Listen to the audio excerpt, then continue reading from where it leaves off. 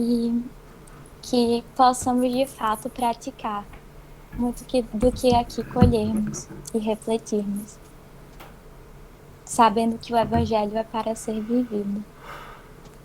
Que Deus nos abençoe imensamente, que a espiritualidade amiga possa atuar cada vez mais em nossas vidas,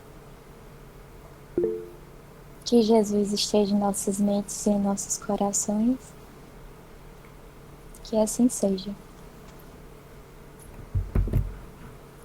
Que assim seja. Câmbio. Câmbio. Meus amigos, minhas amigas, todos que entraram mais cedo, entraram agora conosco, sejam muito bem-vindos. Isa, muito obrigado pela leitura, pela prece muito singela e gentil, verdadeira também. A Isa que colabora com os amigos ali do NEP da FEPB, da Federação Espírita ali da Paraíba. Todos os nossos companheiros, né, do NEP Nordeste sejam muito bem-vindos, é uma alegria tê-los conosco. Semana passada a gente iniciou o nosso curso, foi uma alegria, né, foi uma felicidade tê-los aqui conosco, mais uma vez vocês aqui conosco nessa segunda semana. A gente pôde falar um pouco da introdução, o modelo, o cronograma e com relação aos encontros, vamos colocar assim, de Paulo de Tarso com Públio Lentulus, Padre Emanuel da Nóbrega e, de modo geral, com o nosso Emmanuel, né, em muitas encarnações.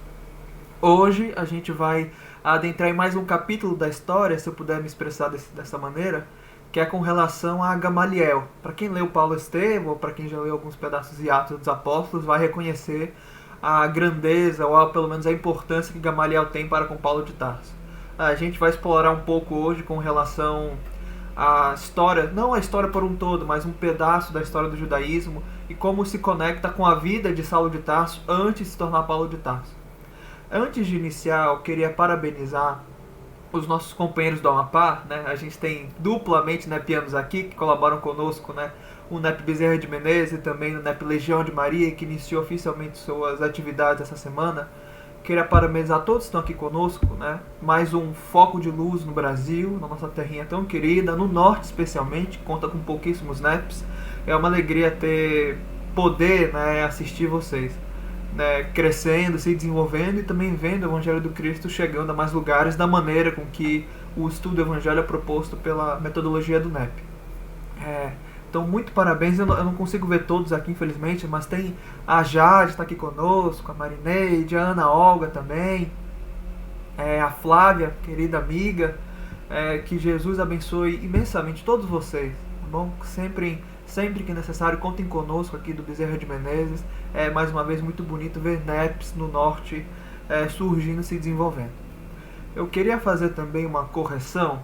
Semana passada eu fui muito infeliz, por muitos motivos, mas por um motivo muito especial eu fui muito infeliz, porque eu agradeci, né, ao Gustavo, o André, os outros companheiros do NEP Bezerra de Menezes, mas eu também, né, os outros companheiros, mas eu esqueci uma companheira muito querida, também do Nordeste, também do NEP da FEPB, que devo muito, acho que todos nós devemos muito pela maneira com que o curso foi dividido nos cronogramas, a criação do grupo no Telegram, da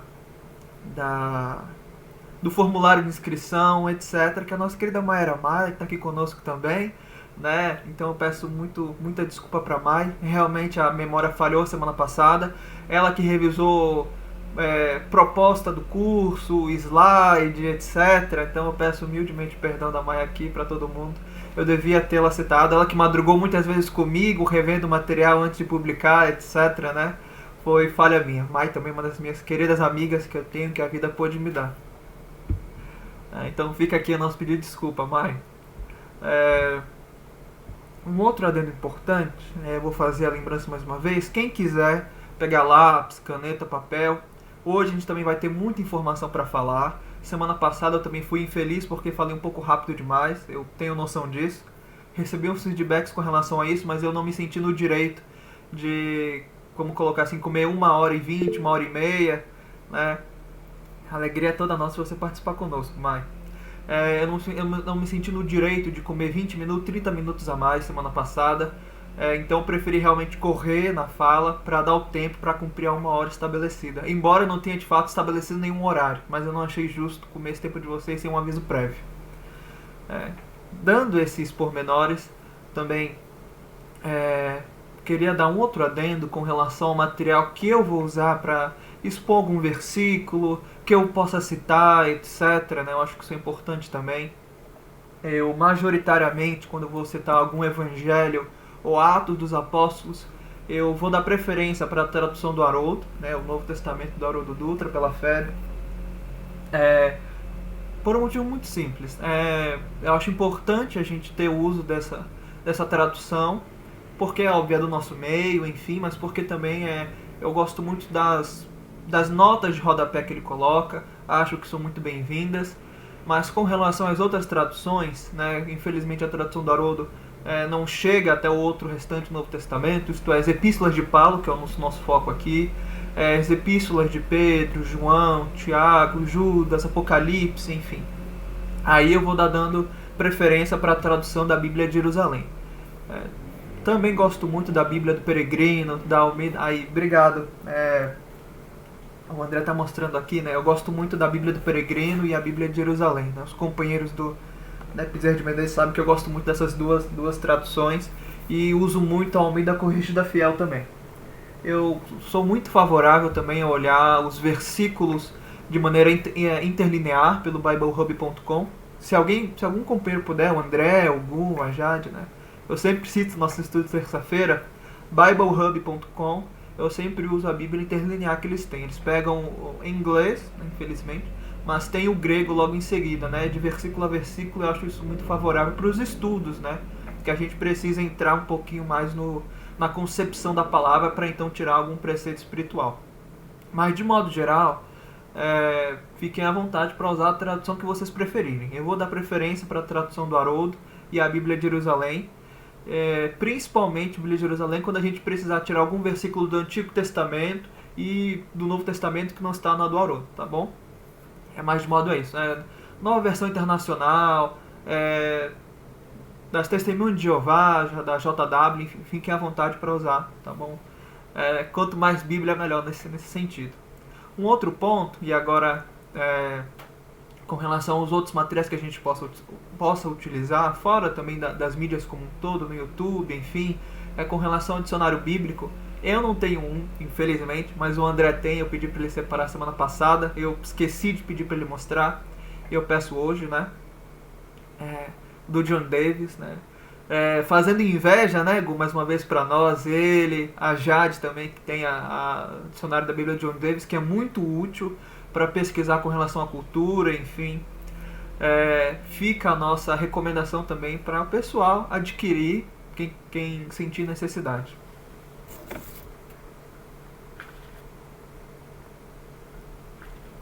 Enfim, a Isa comentando aqui, né, que eles usam o John Davis aqui na net da FPB, muito legal, eu gosto muito, né, embora eu não tenha nenhuma cópia física ou digital.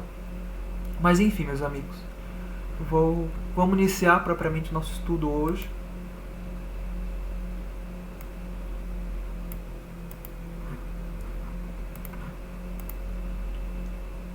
E mais uma vez, né, podem comentar à vontade com relação durante o decorrer do estudo, enfim, se eu infelizmente não der uma pausa, por favor, sintam-se à vontade para me interromper, tá bom?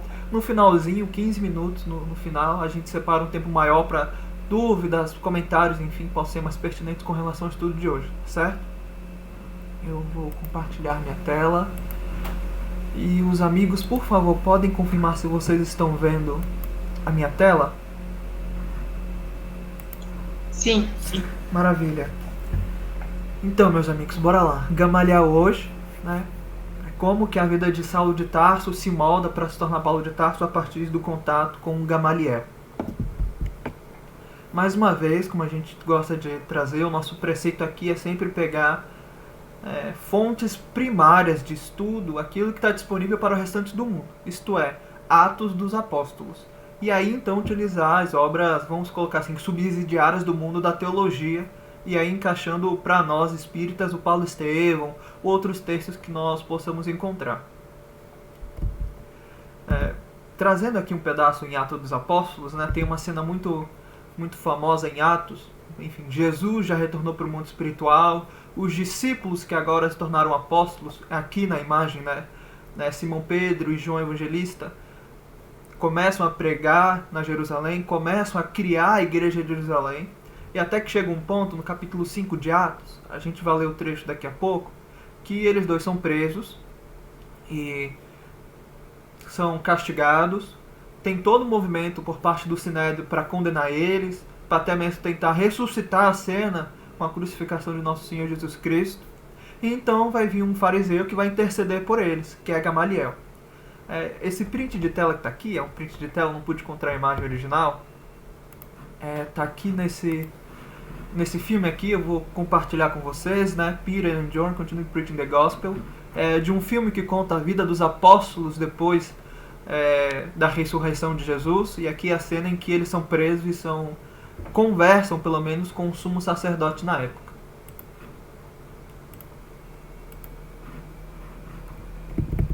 Trazendo isso para nós, a gente vai ver em Atos, capítulo 5, versículo 34 ao 40, da tradução aqui do Haroldo. Mas levantando-se no conselho um certo fariseu, ou seja, eles estão julgando Simão Pedro e João, porque eles estavam na condição, na visão do Sinédrio, e a gente vai falar um pouquinho do que é o Sinédrio daqui a pouco, mas pelo menos vamos colocar assim, o conjunto de juízes ali do judaísmo daquele tempo estavam julgando o caso de Simão Pedro e João por heresia, por falarem de um Cristo, falar de um crucificado é crime com relação ao Antigo Testamento. É proibido você falar de alguém que morreu crucificado, é proibido você falar do conjunto de ensinos de alguém que morreu crucificado, e aqui eles estão pregando que Jesus seria maior que Moisés. E então vai vir um certo fariseu que participava ali do Sinédrio, isso é, daquele conjunto de juízes, chamado Gamaliel.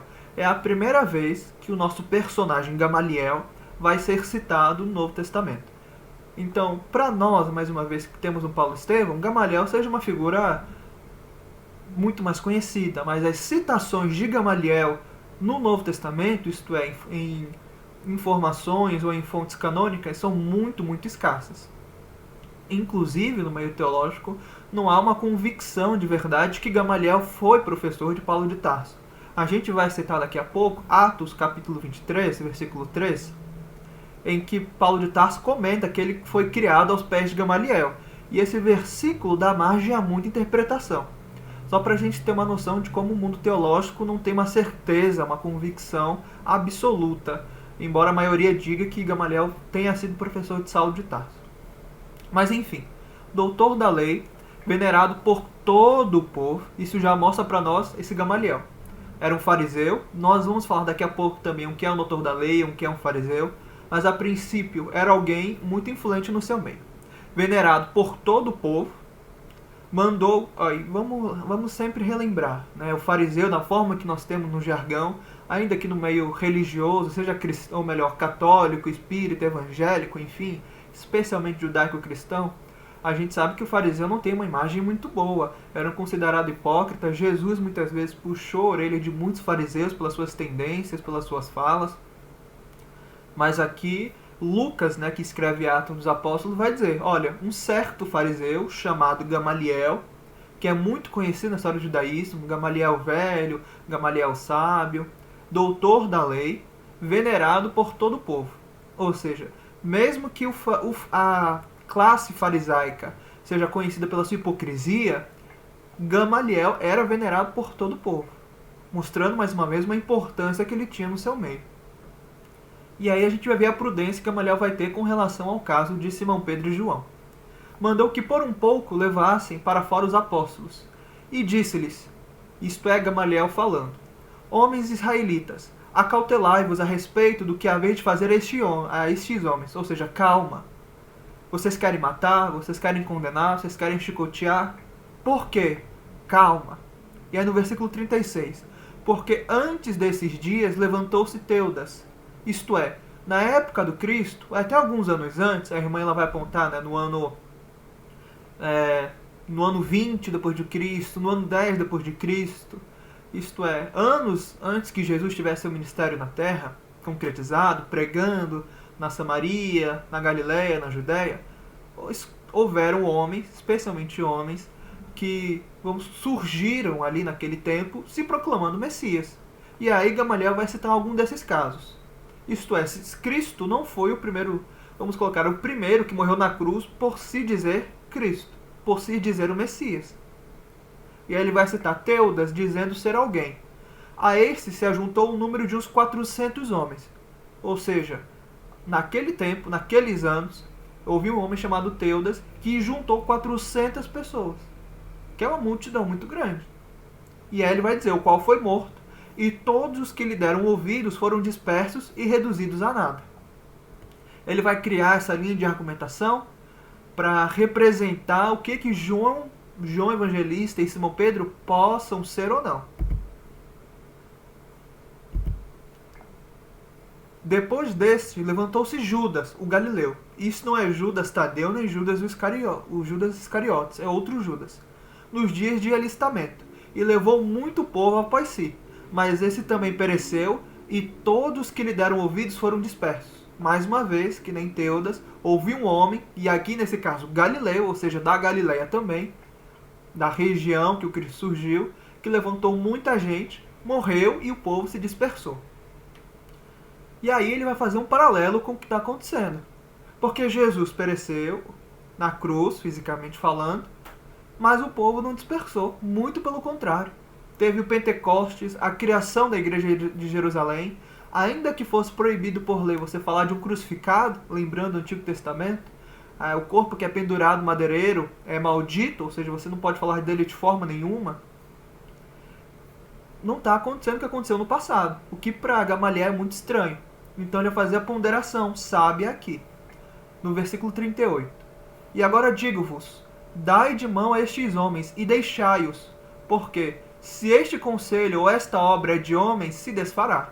Ou seja, naturalmente, como a gente vai vendo na própria doutrina espírita, especialmente quando Kardec vai comentar sobre a figueira que secou, Kardec vai falar que a figueira que secou é um símbolo de todas as ideias, filosofias, concepções, que se não pertencem a Deus, naturalmente serão ceifadas pela vida. Aqui Gamaliel vai trazer a mesma linha de raciocínio. Se não é de Deus, não vai permanecer, perecerá. E aí, no 39, mas se é de Deus, não poderei desfazê-las, para que não aconteça serdes também achados combatendo contra Deus. Então, e aqui Lucas vai colocar que o Sinédrio concordou com ele. Então, bora deixar eles quietos, porque se forem de Deus, a gente vai estar se envolvendo com Deus. A gente vai estar errando. E aí no 40, e chamando os apóstolos, tendo-os açoitado, isto é, aquelas 40 chibatadas, ou melhor, 39 menos uma, mandaram que não falassem no nome de Jesus e os deixaram ir.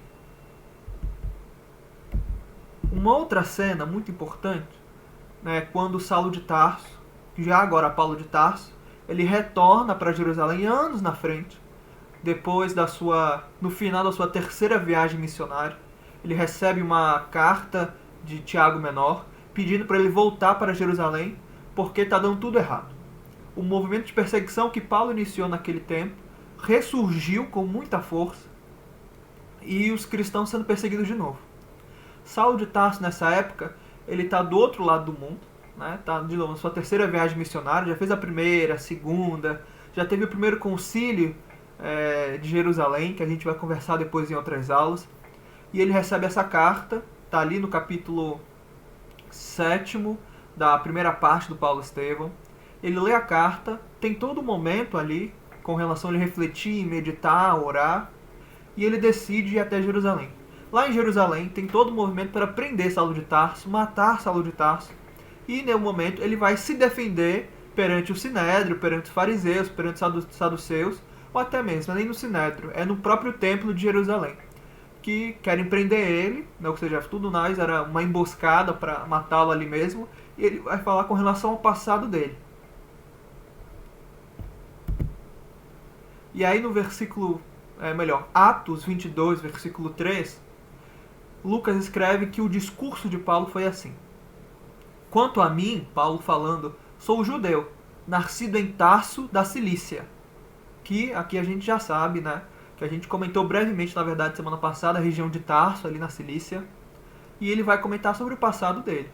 E nesta cidade, isto é, Jerusalém, criado aos pés de Gamaliel, instruído conforme a verdade da lei de nossos pais, zelador de Deus, como todos vós hoje sois. E aqui esse é o ponto principal. Esse é o versículo que liga Paulo de Tarso com Gamaliel. Não tem outro versículo no Novo Testamento que ligue Paulo de Tarso e Gamaliel. Aqui ele diz, e nessa cidade, criado aos pés de Gamaliel. De novo, é um versículo que dá muita... não dá tanta brecha assim, mas tem aqueles na teologia que vão divergir e vão afirmar que era uma maneira de falar, que ele aprendeu com alguém que aprendeu com Gamaliel, tinha costumes dali que Gamaliel espalhou para o povo e Paulo aprendeu naturalmente quando era Saulo de Tarso, enfim. Como nós sabemos do Paulo Estevão, a gente vê essa relação íntima de Saulo de Tarso com Gamaliel. E aqui é o ponto oficial canônico que a gente tem para fazer essa conexão. Quando Paulo vai se defender perante os saduceus, fariseus, aqueles que estavam lhe condenando, ele vai dizer, olha, mas peraí, eu era fariseu mesmo. No versículo 6 ele vai falar que ele era fariseu inclusive, enfim. Mas aqui no 13 ele fala, olha, aquele que vocês admiravam tanto, Gamaliel, foi meu professor. Passei minha vida inteira com ele, aprendendo como zelar a lei de Deus com Gamaliel. Trazendo, de certo modo, aqui um argumento muito importante. Porque embora, vamos dizer assim, embora você tenha um argumento forte, pesava também naturalmente pela infantilidade da época dizer que você foi aluno de ciclano para você ter um argumento de autoridade. Então, quando você diz assim, ou quando a gente vê Jesus falando, meu jugo, meu fardo, o jugo é um conjunto de todos os mandamentos, preceitos e interpretações de um mestre, que ele passa para o seu discípulo. Então Paulo está dizendo, olha, eu aprendi com Gamaliel. A minha autoridade é a autoridade de Gamaliel. Muitas vezes, quando você vai ver um judeu na Mishnah, no Talmud, comentando com relação às suas interpretações, ele vai falar, olha, eu aprendi conforme o rabino ciclano, fulano, tal coisa. Você passa isso numa hierarquia, trazendo aquele que te ensinou, para mostrar a força da sua autoridade também. E aí ele está dizendo, olha, eu aprendi com Gamaliel, eu não sou qualquer pessoa. Né? Eu passei por um tratamento a vida inteira e aprendi com alguém que para vocês foi muito importante. Aqui, no Paulo Estevão, especialmente primeira parte, capítulo 2, eu acredito que a citação está errada, meus amigos. Eu acredito que seja o capítulo 3º. Eu peço perdão por isso. Aqui é Paulo Estevão, parte 1, capítulo... Não, é capítulo 4. Né? Capítulo 1 tem Abigail e Jezeel. Capítulo 2 tem a história de Jezeel. Capítulo 3º... Aqui tá errada a citação, tá? Eu peço perdão. Enfim, prosseguindo. Sabes que Gamaliel muito vem estando com meu pai, isto é, Paulo de Tarso, quando Saulo de Tarso, conversando com um amigo seu, e a gente vai ver Saulo de Tarso na sua... Obrigado, Gu. Gu conferiu aqui, é realmente capítulo 4. Obrigado, Gu. No capítulo 1 a gente tem a história de Jezeel e Abigail, no segundo a gente tem o que aconteceu com Jezeel, no capítulo 3º, né, a transição de Jezeel para Estevão. Enfim, no capítulo 4 a gente vai realmente ver Saulo de Tarso no romance. E Saulo de Tarso jovem, vestindo roupas da Grécia, falando com o sotaque romano, falando da cultura romana, e aí ele vai conversar sobre Gamaliel. E aqui a gente já tem um vislumbre da história de Saulo de Tarso. Sabes que Gamaliel há muito vem estando com meu pai a respeito de minha transferência para Jerusalém, onde me prometem lugar de relevo na administração do nosso povo. Mais uma vez, Gamaliel tinha muita influência. Naturalmente, um discípulo de Gamaliel seria tão importante quanto o próprio Gamaliel. Ainda mais alguém, né, como o Saulo de Tarso, que a gente vê tanto pela a desenvoltura nas epístolas e o conhecimento do Antigo Testamento, como no Paulo Estevão, vai ter com relação aos seus conhecimentos. Então, mais uma vez, Saulo de Tarso era um destaque, né, na sua religião. Ele vai comentar, como sabemos, o antigo mestre está idoso e deseja retirar-se da vida pública.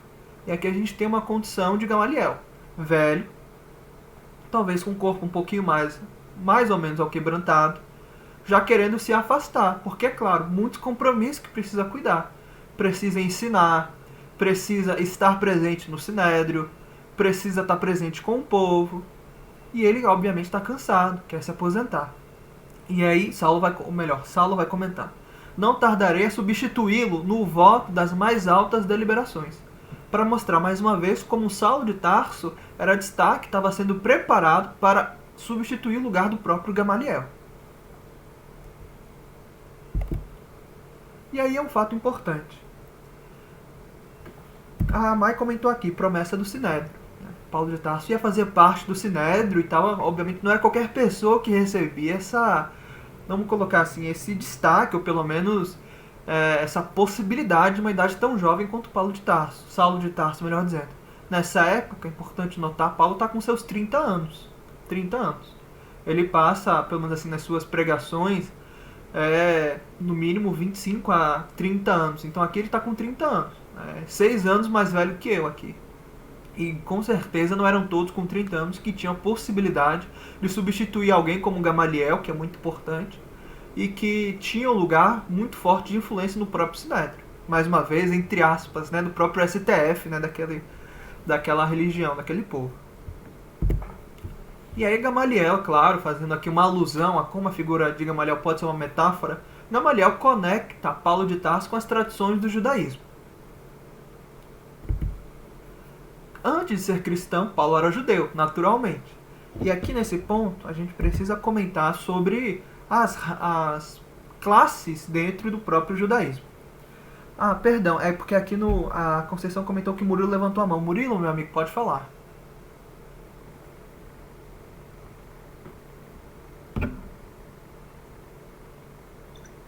Foi não, Lucas. Estava mexendo aqui em outra coisa. Desculpa. Ah, não, perdão, é porque eu não consigo ver quem levantou a mão aqui na tela. Obrigado, mas nesse momento, antes de entrar, alguém quer comentar?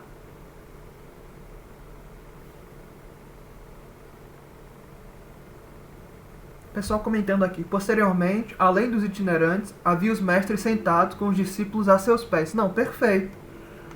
A gente vai comentar sobre os discípulos estarem sentados aos pés do mestre daqui a pouco também. Um pouquinho mais perto do final, na verdade. Bem, prosseguindo, aqui é só uma divisão muito breve, né? Eu peguei me fugiu o nome da revista, que eu peguei aqui esse chart com essa imagem, mas só pra gente comentar das classes. A gente vai ficar mais ou menos, principalmente nas 4 classes que tem aqui. A gente vai falar muito pouco dos herodianos porque tem pouquíssima informação sobre eles. Para a gente poder avançar, é muito importante a gente comentar sobre o que é um fariseu, um saduceu, um zelote, um essênio. Eu coloquei no nosso material de leitura a citação por Evangelho segundo o Espiritismo, que Kardec vai comentar muito brevemente, é 1,5 página, 2 páginas, explicando o que são essas classes dentro daquele tempo. Claro, a gente já sabe, né? Assim, qualquer palestra que a gente vê espírita falando do Novo Testamento vai trazer sobre a hipocrisia dos fariseus, talvez um outro comente de um saduceu, um zelote. Muito comum a gente escutar dos essênios também. Leon Denis, na própria introdução, depois da morte, vai comentar sobre os essênios. No decorrer do livro, ele até vai trazer a informação de que Jesus talvez pudesse ter aprendido com os essênios, enfim. Tem inclusive me falhou agora a memória com relação ao título do livro, que é uma encarnação, ou melhor, reencarnação de Eurípides Barçanufo, que ele foi um essênio, inclusive morreu como mártir do cristianismo ali naquela época, muito provavelmente antes de Estevão, né? O Arthur Valadares vai comentar inclusive numa palestra sobre isso, né? Se alguém se lembrar o nome desse livro, por favor, né? É esse, André, muito obrigado. Se alguém puder comentar, o pessoal comentou, a Elisângela, grande espera, né? Com relação a isso, eu confesso que eu nunca li o livro, mas assisti a palestra do Arthur e me veio aqui na cabeça trazer essa citação. Porque, é claro, os essênios eles ganharam muito destaque, principalmente ali na década de 60, 70 especialmente, quando descobriram os pergaminhos do Mar Morto, né? Uma comunidade que morava ali naquele tempo. Já se conhecia principalmente por texto de Joséfo, que havia uma comunidade ali afastada realmente da cidade de Jerusalém, na Judéia, mais perto do Rio Jordão, que vivia no deserto, um movimento asceta muito forte, os essênios ou a comunidade de Qumran, aqueles que escreveram os pergaminhos do Mar Morto. Nessa comunidade, eles tinham seus próprios livros do Antigo Testamento, eles tinham seu próprio conceito de religião, mas que vinha principalmente do judaísmo. Eles destoavam principalmente dessas três classes, fariseus, saduceus e zelotes, porque eles não acreditavam numa religião que era baseada na religião do templo. Eles não acreditavam principalmente na maneira com que os saduceus se relacionavam. Né? Os saduceus são a classe sacerdotal. A gente vai falar deles daqui a pouco. E os essênios, eles tinham uma maneira realmente asceta de viver. Isso significa que eles machucavam o corpo, não aceitavam mulheres e crianças ali, na sua comunidade. O argumento primordial que eles traziam com relação a isso, ou melhor, eles não aceitavam crianças, né, mas tinham mulheres e homens ali. Eles não aceitavam casamento, não achavam muito difícil você ter essa relação com um casamento estável, uma relação com outra pessoa, e ao mesmo tempo conseguir seguir os preceitos da lei de Deus. Realmente nesse momento de machucar o corpo e alcançar uma ascensão espiritual. Trazendo isso, esse pensamento, eles tinham escritos muito importantes. A própria irmã Ilha vai trazer o seu doutorado sobre a visão do Messias e dentro do conceito, trazendo pergaminhos do Mar Morto para contemplar, ou melhor, para argumentar em cima disso como fonte extra também.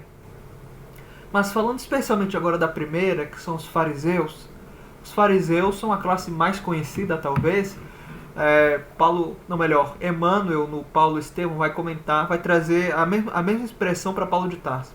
Vai dizer tanto que ele é um fariseu, como também vai dizer que ele é um jovem doutor da lei.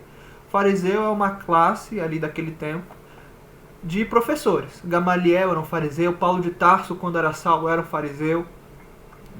Eles surgiram mais ou menos ali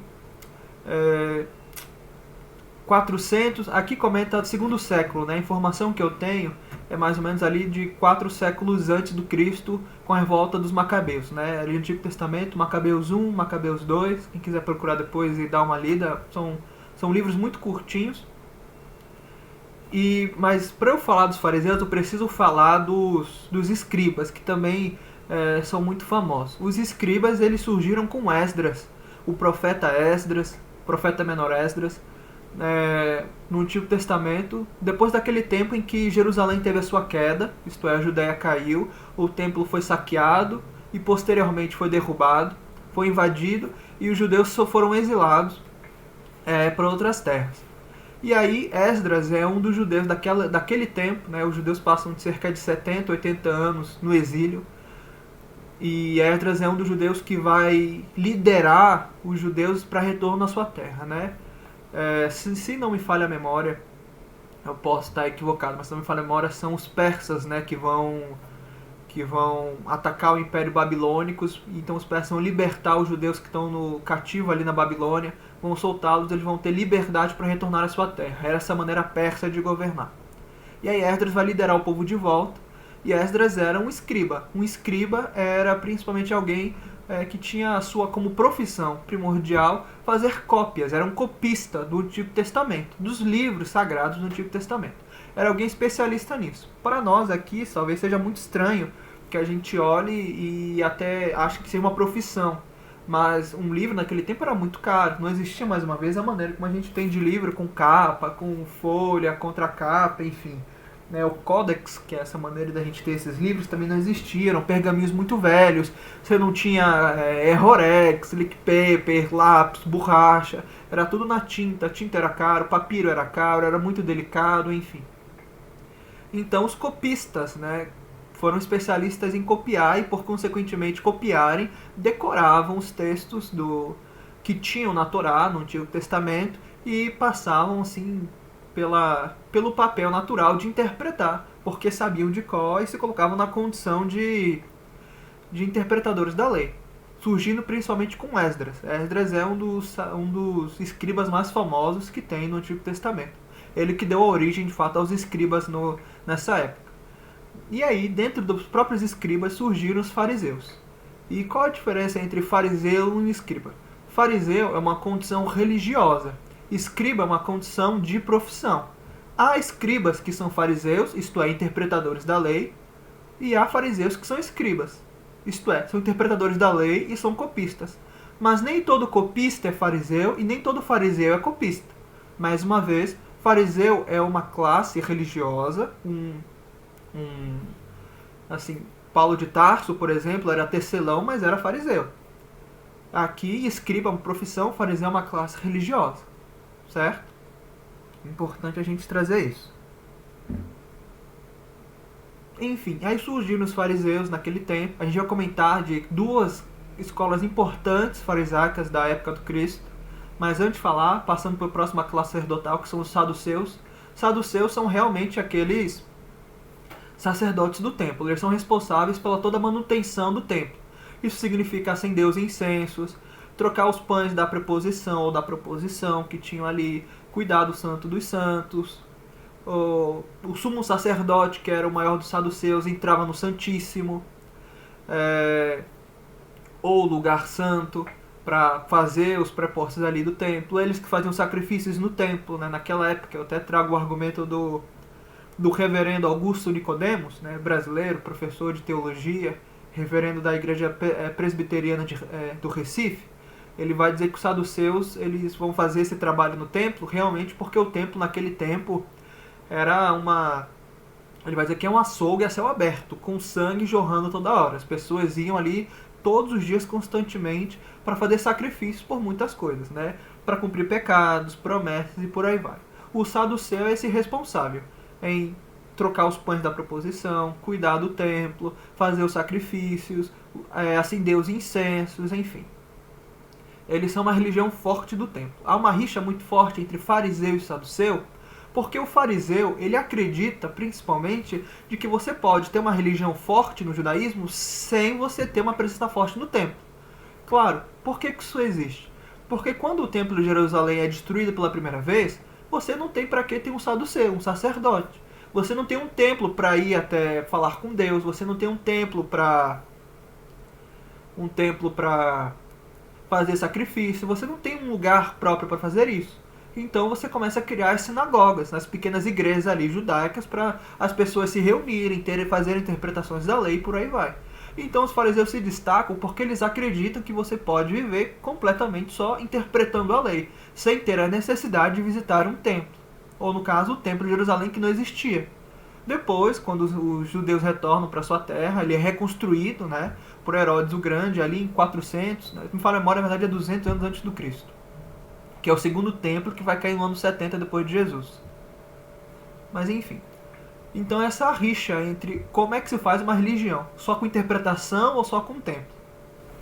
E aí a gente tem os zelotes. Os zelotes são aqueles que queriam colocar a mão na massa no sentido de criar uma rebelião, uma guerra civil. Não aceitavam de forma nenhuma que o governo, ou melhor, que o governo que tinha ali naquele tempo era Roma. Não aceitavam de forma nenhuma que um gentil, alguém estrangeiro governasse a Judéia, ou até toda aquela região ali da Palestina. Então eles eram um grupo de pessoas, né, que de fato queriam essa movimentação através de uma revocação civil, de uma guerra, um conflito armado. Jesus vai ter inclusive um discípulo que é um zelote, né, Simão um zelote. A Vera perguntou para nós. Sim, o slide eu acho que eu já coloquei ele disponível também no Drive, para quem quiser procurar depois. Essas outras informações, links que eu for abrindo, que eu for comentando, né, eu devo mandar para vocês também, tá bom? Mas agora, prosseguindo, né, de modo muito sucinto, é assim que a gente pode pensar num escriba, num fariseu, num saduceu, num zelote. Dentro do Sinédrio, e agora assim, falando desses que faziam parte desse grupamento de juízes, Gamaliel fazia parte, mas não era um saduceu. Muitos saduceus faziam parte do Sinédrio. No Sinédrio, você tinha saduceus e fariseus primordialmente. Se não me falha a memória, a maioria era saduceu, embora eu nunca pude confirmar essa fonte. Mas enfim, tinha outros fariseus ali, mas a maioria deles eram saduceus. Então no Sinédrio a gente vai ter uma rixa muito grande em como é que se faz religião ou não, como é que o judaísmo pode ir para frente ou não quando você tem dois clãs religiosos que não se entendem direito. Para a gente ter uma ideia, trazendo o sentido da definição de saduceu, alguém que é sacerdote do templo, o próprio pai, Zacarias, né, de João Batista, era um saduceu. Que é como a gente vai ver, principalmente na descrição em Lucas Evangelista, capítulo 1, Zacarias, um sacerdote zeloso, saduceu. A própria irmã ela vai comentar que Zacarias, embora morasse ali naquela região na Galileia, ou melhor, Galileia não, na Judéia de fato, Zacarias ia de templos em templo para Jerusalém para cumprir com as suas responsabilidades. Os saduceus, ou aqueles que eram sacerdotes, não ficavam indo direto para o templo. Eles podiam ficar tempo afastados e então cumpriam as suas rotinas de tempos em tempos, semanas a semanas. Assim é o caso de Zacarias. De tempos em tempos ele ia para o templo cumprir com as suas responsabilidades. Alguém quer fazer um comentário aqui?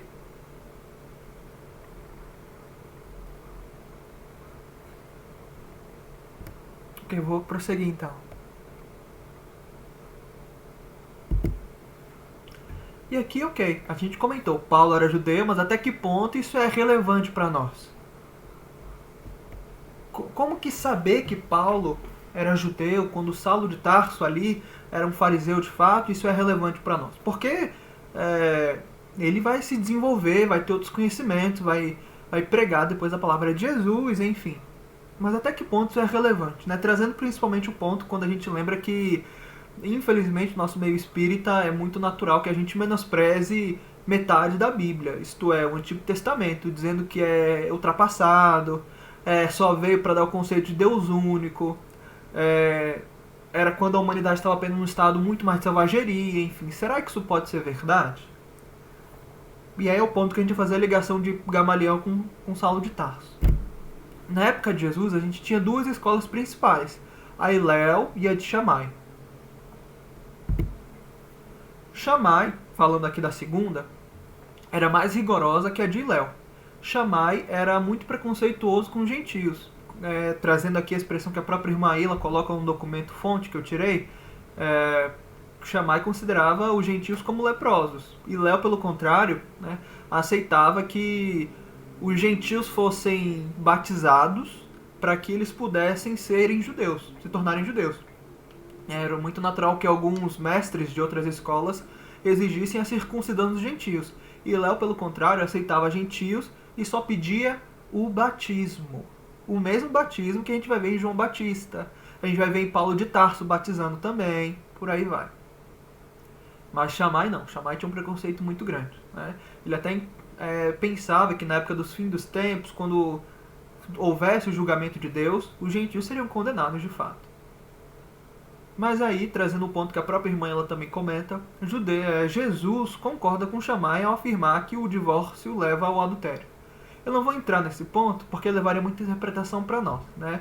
Eu deixei como recomendação para vocês no material de leitura sobre esse ponto, que a irmã ela vai falar por muitos mais minutos com relação ao divórcio, para poder tirar essas dúvidas. Mas saber que Jesus concordou tanto com o Shammai, também com Hillel.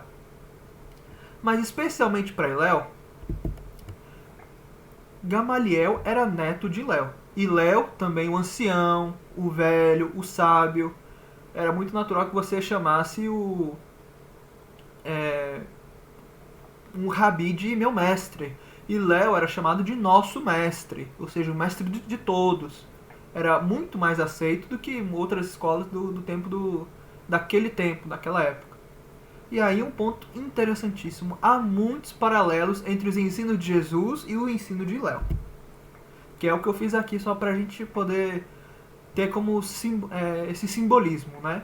Muitas frases do Cristo são frases que estão na Mishnah, no Talmud, isto é, a lei, a Torá oral, que vai surgir especialmente escrita ali depois da queda do segundo templo, depois do ano 70 depois de Cristo. E quando a gente lembrar ou pensar de que o Antigo Testamento é irrelevante, não há nada de útil lá,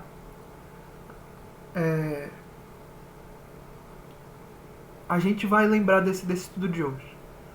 Se a gente pensar que o Antigo Testamento não tem nada de relevante, nada de útil, que não deve apenas ser estudado, refletido. A Mai comentou aqui conosco. Isto mostra o quanto Jesus era um profundo conhecedor do Antigo Testamento e das tradições judaicas. Com certeza. Tanto é que a nossa querida irmã Ila, ela tem um curso, são 4 aulas, que ela vai comentar a mensagem do Evangelho e as tradições dos rabinos. Eu coloquei o link também no nosso material de leitura como sugestão de vídeo. Eu não coloquei esse aqui, mas eu recomendo também. São 12 aulas, que a irmã ela vai comentar sobre os rituais antigos e o cristianismo. Ela vai comentar sobre de onde que veio a Páscoa, a festa das colheitas, das tendas, como se conecta com o cristianismo daquele tempo, enfim. Mas especialmente para nós aqui, ela vai trazer como as tradições judaicas se conectam com a mensagem de Jesus. Na segunda aula, e eu coloquei todos os 4 documentos que ela me passou disponíveis para vocês. Na segunda aula, eu estava até revendo aqui, ela vai comentar sobre as escolas daquele tempo e sobre como que se faz para criar um rabino, né? Que é o que a gente vai se focar agora. E aí, na segunda aula, ela vai comentar sobre isso aqui. Os paralelos de Jesus com o Hillel. Por exemplo, Jesus falou: eu vos digo ainda, amai os inimigos de vocês e orai pelos que vos perseguem. Amar os seus inimigos. Todo mundo conhece essa frase. Mas olha que curioso. Hillel falou: se alguém te buscar fazer o mal, farás o bem em orar por ele. Jesus falou: todas as suas obras eles fazem a fim de serem vistos pelos homens, pois alargam as tiras dos seus telefim, faixas, e aumentam os seus tissifot, franjas dos seus mantos. E ela vai trazer também, em Menachot, no Talmud, o Rabino Shammai querendo fazer os seus tzitzit mais largos. Então é uma parte da vestimenta dos fariseus, né, que eles alargavam para mostrar um conhecimento. Que ele também vai trazer aqui com relação a essa rixa que tinha entre os seguidores de Hillel e o Shammai. Jesus falou, até mesmo um bem interessante, aqui, as bem-aventuranças. Bem-aventurados misericordiosos, porque eles alcançarão misericórdia. No Talmud, com relação o Talmud, né, mais uma vez, a lei oral agora transcrita com comentários, vai trazer com relação a Hillel uma frase que diz: aquele que é misericordioso para com os outros receberá a misericórdia do céu. Isto é, quando a gente vê muitas frases de Jesus está recitando coisas do Antigo Testamento. Ou até mesmo recitando coisas que não estão no Antigo Testamento, mas são fontes, entre aspas, primárias de rabinos da lei daquela época. Tradições daquele tempo. Olha como é que as coisas se conectam. E porque vês o cisco no olho do teu irmão e não reparas na trave que está no teu olho. Jesus ainda no Sermão do Monte. O que Hillel falou? Eles falam: remova o cisco do seu olho, ele retrucará: remova a trave do seu próprio olho. É igualzinho o que Jesus falou. É muito mais Jesus parafraseando um conhecimento de um sábio do passado para trazer força à sua própria argumentação. É claro que quando a gente olha no sentido espiritual, que sobe e converge o Cristo, que é a fonte primordial. Mas na Terra, olha a referência que o Cristo faz, trazendo o que está no Antigo Testamento, o que é de fato da cultura daquele povo, para a sua própria argumentação. E a gente, muitas vezes, no nosso meio, desconsidera o Antigo Testamento. Deixa eu ver se encontro outro bem aqui, que eu não quero tomar todo o nosso tempo com isso. Outros nomes das bem-aventuranças. Benditos pacificadores, porque eles serão chamados filhos de Deus. Sejam os discípulos de Arão, o primeiro sumo sacerdote, irmão de Moisés, sejam os discípulos de Arão, amando a paz e perseguindo a paz, amando as pessoas e as trazendo para perto da Torá.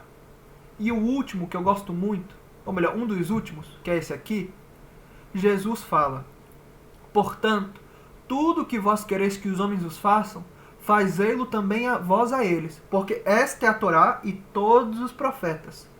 E a regra de ouro, é um comentário interessante. Certa vez alguém perguntou para Hillel: Hillel, me dá um resumo de toda a Torá, de toda a lei. E Hillel responde, e disse a ele: não faça aos outros o que não deseja que façam a você. Esta é toda a Torá, enquanto o resto é comentário. Vai e aprende isto. Para a gente olhar, para a gente ter essa percepção do conhecimento que passou de Hillel para o seu neto Gamaliel, que consequentemente passou para Saulo de Tarso e que passou para nós. Vamos colocar assim: se nós aprendemos hoje com Paulo de Tarso, a gente também está aprendendo com Gamaliel e com Hillel, para a gente ver essa conexão fortíssima entre um e outro. para a gente perceber também que isso significa falar das nossas próprias origens.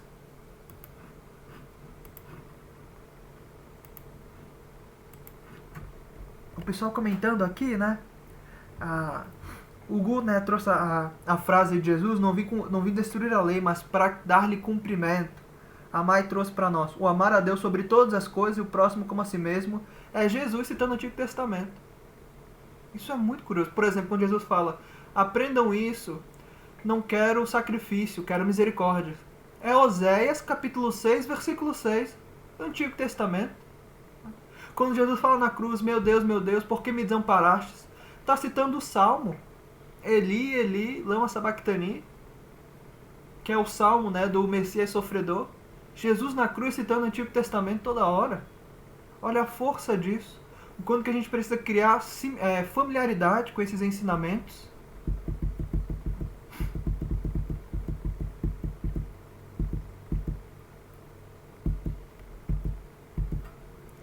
Só pra gente ter uma noção também, eu coloquei essa árvore para simbolizar para nós. E, amigos, eu peço perdão pelo tempo. Eu vou pedir 20 minutinhos pra gente poder encerrar a aula, tá bom? Não quero abusar do tempo de vocês. Só pra gente ter essa noção de como isso vem forte, né? Aqui, o cristianismo primitivo, aqui embaixo, Jesus Cristo, os apóstolos, a igreja, enfim. E para muitas ramificações que vieram do judaísmo cristão, sabe? Né, a igreja anglicana, a católica romana, o protestante, o luterano, os batistas, enfim. E claro, né, de certo modo, nós precisamos colocar a espírita também, enfim. Mas o que dá possibilidade para essa árvore, para esses galhos, para esse tronco, são raízes muito fortes. Isto é, Gamaliel, Hilel, Shammai, Antigo Testamento. A raiz que alimenta essa árvore é a Bíblia como um todo, que a gente não pode menosprezar. Nós também precisamos estudar esse Antigo Testamento. Se o Cristo citou, o que será de nós? Só para instigar, né, o nosso estudo, o nosso meio espírita, não somente no NEP, mas todo o grupo que estuda o Evangelho, saber a importância de estudar o Antigo Testamento. O Murilo comentou conosco, né? Percussores do Cristo e naturalmente enviados por eles, que é verdade. Eu peguei a citação, essa é um livro que eu gosto muito. Foi o primeiro livro espírita que eu li cabo a rabo, né, há 4 anos atrás. Na época eu estava lendo esse livro, o Livro dos Espíritos do Nosso Lar. É uma coletânea de cartas que o nosso querido Herculano Pires escreveu num jornal, na época em São Paulo, respondendo a um espírita que não acreditava que nós espíritos deveríamos estudar o Antigo Testamento. Num dos capítulos, capítulo 16, o Herculano vai comentar o seguinte: o Espiritismo tem como base as Escrituras. Lembrando que Emmanuel vai comentar de Herculano, um metro que melhor mediu Kardec. Ou seja, não é qualquer pessoa. E Herculano fala: o Espiritismo tem como base as Escrituras. Tem seus fundamentos na Bíblia. Mas é claro que o conceito espírita da Bíblia não pode ser igual ao das religiões que ficaram no passado. Isto é, há fórmulas, até ele vai falar, formas sacramentais, ritos materiais, cultos exteriores, de certo modo, relação com o paganismo. Ele vai dizer: a Bíblia não pode ser para o espírita esclarecido a palavra de Deus, pois é um livro escrito pelos homens, como todos os outros livros. E é principalmente um conjunto de livros que encontraremos, ou melhor, que encontramos de tudo, desde as regras simplórias de higiene dos judeus até as lendas e tradições do povo hebreu, misturadas às heranças dos egípcios e babilônios. O Espiritismo ensina a encarar a Bíblia como um marco da evolução religiosa na Terra, mas não faz dela um novo bezerro de ouro. A Bíblia não condena o Espiritismo, pelo contrário, a Bíblia confirma o Espiritismo, como demonstraremos. E ele vai trazer no restante do livro. Outra frase muito marcante, que ele vai dizer o seguinte: o Espiritismo, o Pentateuco de Kardec, melhor dizendo, é um anexo direto que deve vir depois de Apocalipse. Não tem como você falar do que vem depois sem falar da base. Não tem como a gente estudar Jesus sem olhar para o Antigo Testamento. Trazendo de novo, é um anexo direto da Bíblia. Lembrando de Chico no Pinga Fogo. né, o primeiro pinga-fogo. A Bíblia é o livro sagrado de todos os cristãos. Nós precisamos criar intimidade com esse livro. E aqui, trazendo um pouco agora entrando um pouquinho mais na cultura, falando sobre as sinagogas, né? Depois que o templo cai, começa a surgir as sinagogas, grupos de estudos. E na época ali de Saulo de Tarso, a gente tinha escolas nas sinagogas, escolas para as crianças aprenderem, né? A irmã ela coloca o seguinte, que tem o Beit Sefer para o estudo da Torá e até o Bar Mitzvah, ou seja, a criança até o seu Bar Mitzvah estuda a lei numa Beit Sefer. E depois numa Beit Talmud para as crianças mais aplicadas, que com certeza foi o caso de Saulo de Tarso. E aí ela continua dizendo que os alunos se encontravam, conviviam diariamente com os mestres durante os meses de Elul e Adar, que era o tempo que tinha ante as colheitas. No restante do ano eles trabalhavam. Eles trabalhavam. O que isso significa para nós? A gente vai ver que Saulo de Tarso era um tecelão. Saulo de Tarso tinha um trabalho, aprendeu como tecelão, vem a partir daí, de que Saulo de Tarso ele precisava de uma profissão. O mestre tinha sua profissão, Gamaliel tinha sua profissão. A irmã ela vai comentar que eles aprendiam durante 2-3 meses, todos os dias com o mestre, passavam o dia inteiro com os mestres, e é o que os nossos companheiros falaram mais cedo, aprendiam aos pés do mestre. A irmã ela comenta que tinha 2 formas de você aprender naquele tempo. Ou você aprendia aos pés do mestre, o mestre comenta e você sentado ao redor dele, ou, como é o caso de Jesus, ou seja, Jesus também se encaixa nesse modelo de aprendizado, você caminhar o dia inteiro com o mestre e o mestre vai visitando os lugares que tem que ir naturalmente e de lá ele vai tirar um conhecimento com relação à lei, para poder interpretar. Jesus, especialmente com os 12, vai trazer isso toda hora, vai caminhar de cima para baixo ensinando, vamos colocar assim, as leis de Deus para todos os seus discípulos que o acompanhavam. Muito similar com os seus discípulos. Ou melhor, muito similar com Jesus. Jesus tinha discípulos que tinham profissões. A maioria era pescador. Levi, claro, na condição de cobrador de impostos, publicano. E Judas Iscariotes, a gente não tem uma certeza do que ele fazia, mas a gente sabe que era no mínimo um mercador. E os outros também trabalhavam. Naturalmente, eles tinham tempo que eles voltavam para Cafarnaum, especialmente nos textos de Humberto de Campos. A gente vai ver esse cotidiano com maior intimidade. Eles também trabalhavam enquanto Jesus estava em outros lugares, falando com outras pessoas e por aí vai. Muito similar ou igual a como os mestres ensinavam naquele tempo. Ou parado, com os discípulos sentados aos pés, ou caminhando e andando. Falando da grama, do pescador, da casa, visitando o templo, por aí vai. E como a gente comentou, o jugo de um mestre era o conjunto de todos os seus ensinamentos. O jugo de Gamaliel, de Hilel, foi passado para Saulo de Tarso. E Saulo deixou principalmente registrado nas suas epístolas. O jugo de Jesus está aí. No Evangelho, nas epístolas de Paulo, de Pedro, João, etc. No Apocalipse, nos textos de Emmanuel, Amélia Rodrigues, Humberto de Campos, André Luiz. O jugo de Jesus é o conjunto de todos os seus ensinamentos. Mas lembrando, muitas frases do Cristo são frases de outros rabinos. Vamos colocar que outras pessoas na Terra iniciaram, que Jesus faz questão de citar. E que nós também precisamos criar essa intimidade. De modo geral, meus amigos, esses os comentários que a gente gostaria de fazer com relação a Gamaliel, Saulo de Tarso.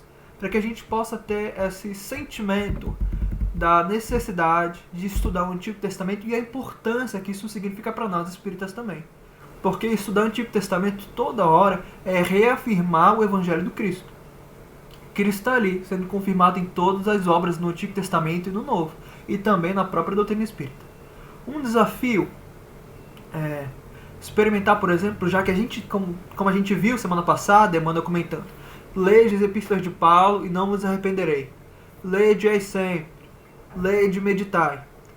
Bora experimentar, por exemplo, ler a epístola aos Hebreus, que Paulo escreve para os seus irmãos de raça. Sem conhecimento de Antigo Testamento, a gente não vai entender as metáforas que Paulo de Tarso vai trazer para afirmar que Jesus é o Messias. Um desafio e fica, como recomendação para os amigos a leitura dessa epístola. Mas, mais uma vez, meus amigos e amigas, são esses os comentários que eu gostaria de fazer com relação ao nosso estudo de hoje. Semana que vem, se Jesus permitir, a gente vai estar aqui novamente nesse domingo, nesse mesmo horário, comentando sobre Simão Pedro. Como que a relação Simão Pedro e Saulo de Tarso nos ensina sobre a vida de Paulo e como isso também fala conosco, certo?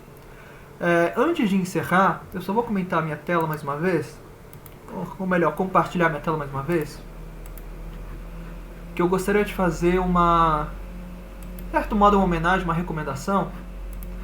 Eu comentei, né, os cursos da irmã Ila, que está aqui na Irmãs Nova Jerusalém, que é o grupo de estudos dela. Mas eu também quero deixar para nós nosso próprio meio. Aprendi muito com a nossa querida Terezinha, a saudosa Terezinha Oliveira, do SEAC de Campinas. Eu recomendo muito essas aulas que ela fez aqui enquanto esteve encarnado conosco.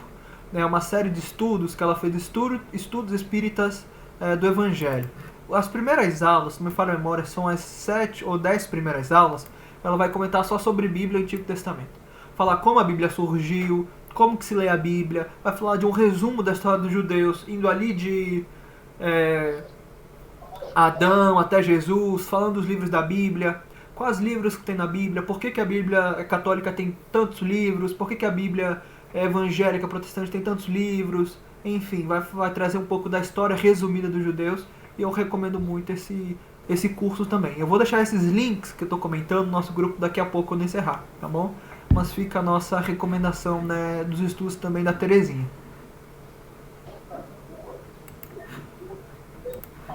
É isso, meus amigos. Alguém quer comentar? Alguém quer perguntar alguma coisa? Maravilha, meu amigo, né? O André tá comentando o DVD que ele tem da irmã Ila. Maravilha.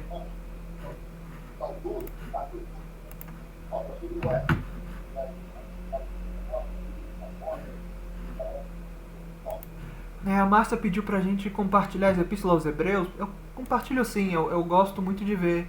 Quando eu procuro na internet, né, eu não tenho na internet a Bíblia de Jerusalém, eu gosto muito de olhar ao meio da Corrigida Fiel, que é o que Emmanuel usa para comentar os versículos, né, na série Fonte Viva, enfim, eu recomendo também, mas eu posso usar o site que eu uso a Bíblia online, mas eu jogo lá também para nós. Alguém quer comentar alguma coisa, falar, etc? Eu falei tanto hoje.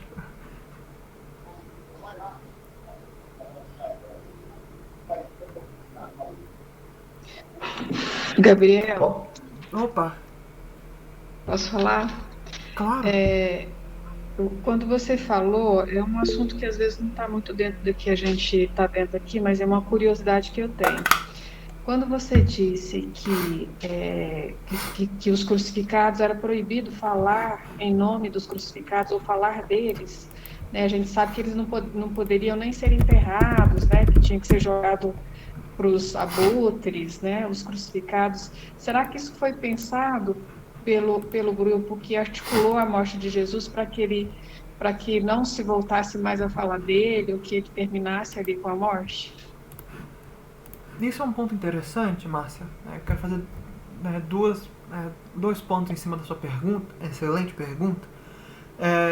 Uma coisa que a irmã lá traz, que é muito interessante também, ela falou o seguinte: que você não encontra, embora a gente fale muito mal dos fariseus, muitas vezes com razão, mas a gente não encontra fariseus querendo culpar Jesus para prendê-lo, então condená-lo. É claro que, mais uma vez, existiam fariseus dentro do Sinédrio. Existiam fariseus que muito provavelmente votaram para que Jesus fosse crucificado. Mas a gente encontra nos evangelhos relatos de saduceus querendo prender Jesus e crucificá-lo. Tem até uma parte do evangelho, se não me falha a memória, o evangelho de João, que há um grupo de fariseus que vai alertar o Cristo dizendo que um grupo de saduceus quer prendê-lo para que ele seja crucificado. A gente condena os fariseus pela sua hipocrisia, mas os fariseus não têm culpa nesse ponto com relação à cruz do Cristo. Um outro detalhe importante, eu não saberia dizer com certeza se os crucificados eles seriam jogados aos abutres. A informação que eu tenho é que todo crucificado judeu era enterrado. Todo crucificado. Por isso que eles tinham pressa para que os judeus, ou melhor, para que os crucificados ali, Jesus, né, os dois ladrões, eles pudessem ser retirados antes do anoitecer, isto é, antes do Shabat, para que eles pudessem ser enterrados, colocassem ali pelo menos dentro de de uma caverna. Essa é a informação que eu tenho. De que todo o crucificado ele também seria enterrado, e por isso que eles apressaram a morte dos dois ladrões e também, de certo modo, a do Cristo. Embora o Cristo já tivesse morrido a hora que eles foram checar, para que eles pudessem retirar os presos ali e pudessem prendê-los. Porque os romanos não teriam nenhum problema de fazer isso, mas eram judeus que precisavam fazer isso porque eram condenados judeus. É a informação que eu tenho com relação a eles serem enterrar os seus crucificados. Um outro detalhe importante com relação a isso é a gente notar que os judeus, ou melhor, os fariseus e os saduceus, ou melhor, o sinédrio como um todo, eles não apedreiram Jesus até a morte, eles não fazem isso. Eles fazem questão, embora eles se reúnam, condenem o Cristo, batem no Cristo, fazem tudo com Cristo naquele momento, eles fazem questão de jogar Jesus na mão de Pôncio Pilatos, que é o governador daquela época ali da Galileia, ou melhor, da Palestina como um todo. Porque, claro, representando Roma, a gente vai ver que Pôncio Pilatos tinha o poder para governar. Mas é claro que os judeus naquele tempo não tinham, não é claro essa informação, né? Mas os judeus naquele tempo não tinham a permissão para matar ninguém. Eles só tinham permissão para matar alguém se algum gentio adentrasse o templo. Uma parte, né, do templo que não era direcionada ao gentio. Você tinha ali o pátio dos gentios, das mulheres, a parte interna que era dos sacerdotes, enfim. Se algum gentio ultrapassasse o pátio dos gentios, ele seria apedrejado, né? Há inclusive uma placa, a irmã ela comenta, né? Está no museu do Templo de Jerusalém, lá em Israel. Há uma placa muito bonita em grego, isto é, não era para os judeus, era para os gentios, porque estava em grego. Em grego ou latino, me fala agora o idioma que está a placa, mas comenta assim: o gentio que ultrapassar esse tal ponto será responsável pela sua própria morte. Era o único momento que os judeus podiam matar ali naquele tempo. Era apedrejado daquela forma ali no Templo de Jerusalém. Um outro ponto importante era que, claro, quem podia crucificar era somente os romanos. Só eles tinham esse poder para crucificar. E é por isso que eles fazem pressão para que Pôncio Pilatos julgue Jesus, porque somente os romanos podiam crucificar. E é aí que a gente vai relacionar com o Antigo Testamento. Por que eles fazem questão que Roma crucifique? Para que então Jesus, na condição de um rebelde, criando rebelião contra Roma e o povo judeu, ele fosse um crucificado, consequentemente um maldito. Então, pela Torá, ele fosse alguém alcançasse a condição de ser proibido de você falar sobre, comentar a sua lei, com o risco da pessoa ser maldita também. E a gente vai ver como isso é um ponto muito sensível, porque você imagina você ser maldito, isto é, vamos colocar assim, a gente tem aqui na nossa sociedade, no nosso tempo, o cancelamento cultural, né, a cultura do cancelamento. Então imagina assim, eu falar de alguém que está sendo cancelado, falando bem, e eu vou ser cancelado também. Mas isso é tão irrelevante, ao ponto de que eu amo tanto a pessoa que está sendo dita má, que eu quero falar dela a pessoa também. Ou seja, o mal que as pessoas fazem para ela não é suficiente para que eu pare de falar dela. E agora a gente pensa a condição principalmente de Simão Pedro, João, Filipe, Tiago Menor, etc. Então naquele tempo, falando de um maldito, de alguém que é proibido falar, e estão sendo castigados, como a gente viu em Atos capítulo 5, estão sendo chicoteados e descumprindo a Torá e sem nenhum medo de serem julgados por Deus ou pelo Sinédrio, porque têm extrema fé em Jesus Cristo. Ou até mesmo são muito fiéis a Jesus, né? Então, os comentários que eu faria com relação à resposta. Lucas, me permite? Claro. Tem outra questão. A crucificação era para o soldado desertor e romano. Sim, exato.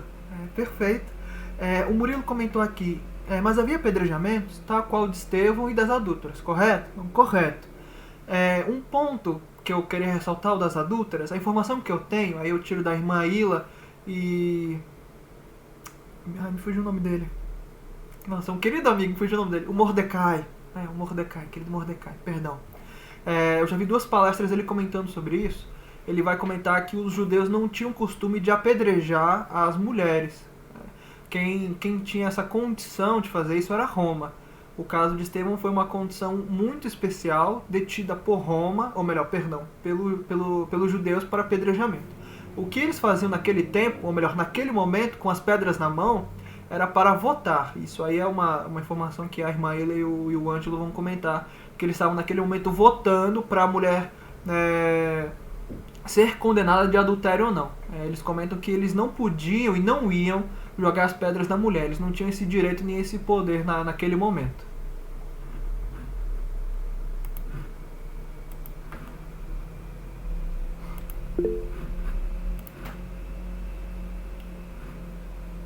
A Mai vai comentar aqui conosco. Perfeito. A Mai foi muito feliz no comentário dela, exato.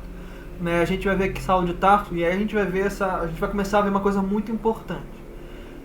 Saulo de Tarso, embora não seja um favorito do alto para fazer sua tarefa, a gente vai ver condições muito importantes em Saulo para sua mensagem chegar em todos os lugares. Que a Mai vai colocar aqui a sua cidadania romana. Paulo de Tarso tem cidadania romana, embora judeu. Ele nasce numa província romana, que é Tarso. E isso permite para ele, como a Mai comentou aqui, ter um lugar de destaque no posicionamento para condenar Estevão, julgar Estevão, seja no Sinédrio, e conseguir a autorização de Roma para condenar Estevão e para futuramente apedrejá-lo. Mas vamos colocar assim, pegando esse mesmo poder, mas aplicando para o bem, com essa cidadania romana que permite Saulo de Tarso ter a possibilidade de ir em todo lugar sem ninguém reclamar. Como eu, por exemplo, eu estar ali na União Europeia, eu ter a condição de ir um europeu, e tramitar entre Portugal, Espanha, França, etc., sem nenhum problema, porque eu sou europeu e faço parte da União Europeia. Saulo de Tarso estava nessa mesma condição.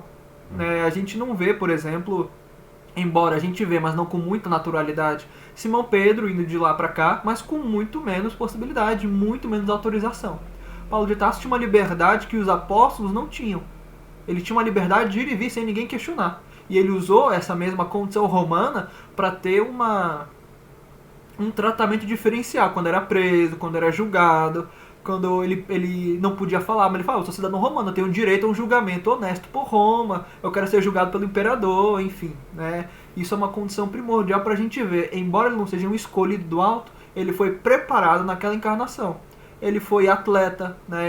A gente vê que ele foi tecelão, teve uma profissão para se sustentar enquanto não aprendia com Gamaliel naqueles outros meses que a gente comentou. Atleta, imagina se ele não fosse atleta, o tanto que esse homem andou de cima para baixo. A gente vai ver também, quando a gente dá as viagens missionárias, quanto que esse homem andou de lá para cá, sendo treinado desde a infância na condição de atleta. E também agora na cidadania romana, dando a permissão de ir lá para cá, tendo uma posição, de certo modo, na terra de privilégio com relação àqueles, os apóstolos do seu tempo. Alguém mais quer comentar? O Emanuel comentou, né? Se eu vou disponibilizar. Já está disponível o nosso esse material comparativo, tá no nosso drive já. Eu fiz questão de colocar no nosso drive o nosso material de leitura, né? Que já conta, se não me falha a memória, o ponto 4. A comparação de Léo e Jesus. Isso, é a leitura 4, nosso material de leitura. E eu também coloquei os 4 documentos originais da irmã Ila, né? Eu pedi para ela, meses atrás, ela me passou.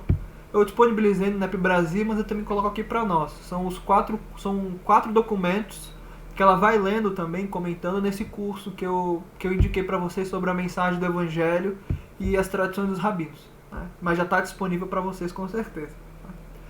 Alguém mais quer comentar? Eu queria fazer um pedido antes da gente encerrar também. Eu sei que está ficando tarde para os amigos que estão no horário de Brasília. Eu não tenho essa possibilidade, mas se a Mai tiver, se o André tiver, enfim, tirar o print da tela conosco aqui, né? Eu não queria tomar mais tempo de você na semana passada. Só tirar o print da tela com todo mundo. Eu tô sem essa possibilidade aqui no Chrome. Então, tirar para marcar nossa segunda aula, enfim, acho que seria muito legal, muito proveitoso para nós. Quem puder liberar a câmera, fazer aquele sorriso, tá bom? Todo mundo fica bonito. Tá bom, vocês vão combinando aí. André, faz a contagem. Então deixa eu desligar a câmera, então. Ô, gente, espera passar batom aí, ué. Bota efeito,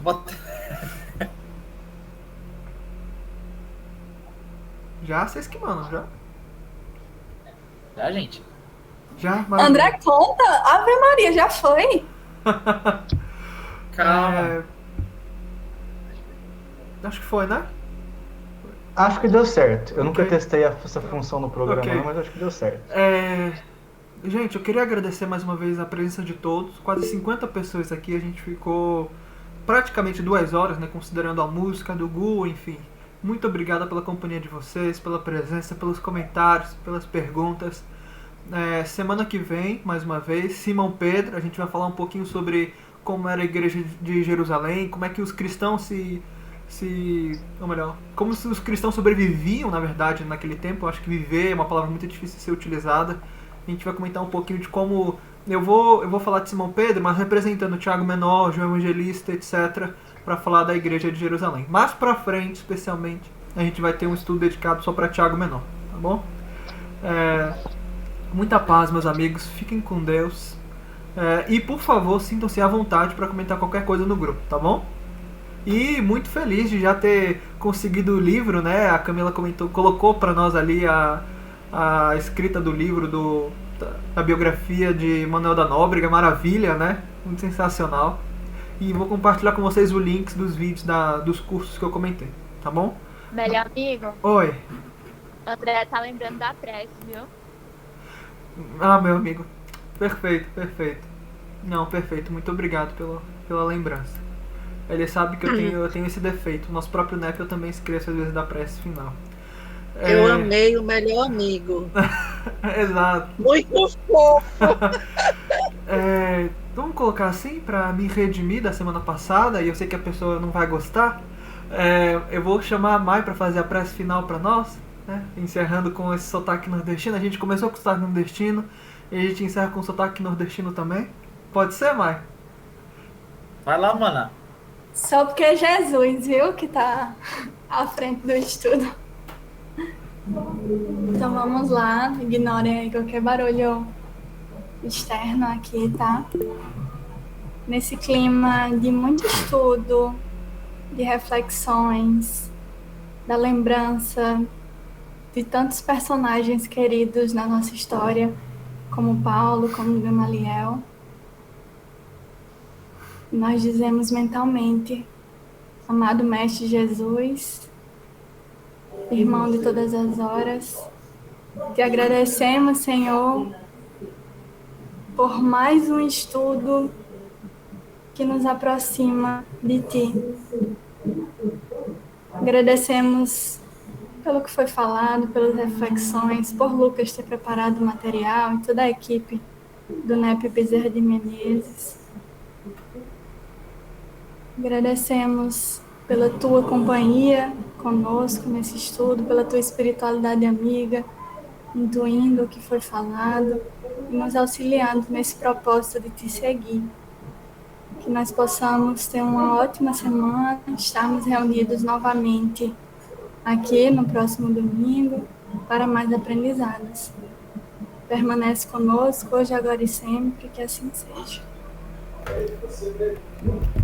Que assim seja. Muito obrigado, Mai, meus amigos. Uma excelente semana. Até semana que vem, tá bom? Fiquem com Deus. Tchau, tchau, gente. Tchau. Tchau. É um prazer. Fiquem com Deus. Muito obrigado. Lucas, você não fala mais comigo. Boa noite. Boa noite. Nossa. Boa noite. Tchau, Boa tchau, noite a Jael, todos. Murilo, Zilda, Tchau, Camila, gente. Nádia, querida. Os companheiros do Bezerra de Menezes até terça-feira. Com certeza. Desse estaremos. Prazer sempre. Prazer, Nádia. Boa noite, boa semana a todos. Muito obrigado, Miniele. Boa noite. Boa noite, gente. Boa noite, André. Tchau, maninho. Boa noite. Boa noite, Conceição, Tchau, querida. Um abração pros amigos do Caminho da Luz. Obrigada, meu bem. Boa noite Tchau, pra tchau. vocês. Conseguiu alguém pra terça-feira? Eu mesmo vou fazer o estudo. Maravilha. Ninguém melhor que você, não? Eu vou fazer. Não. Mas Maravilha. tá ótimo.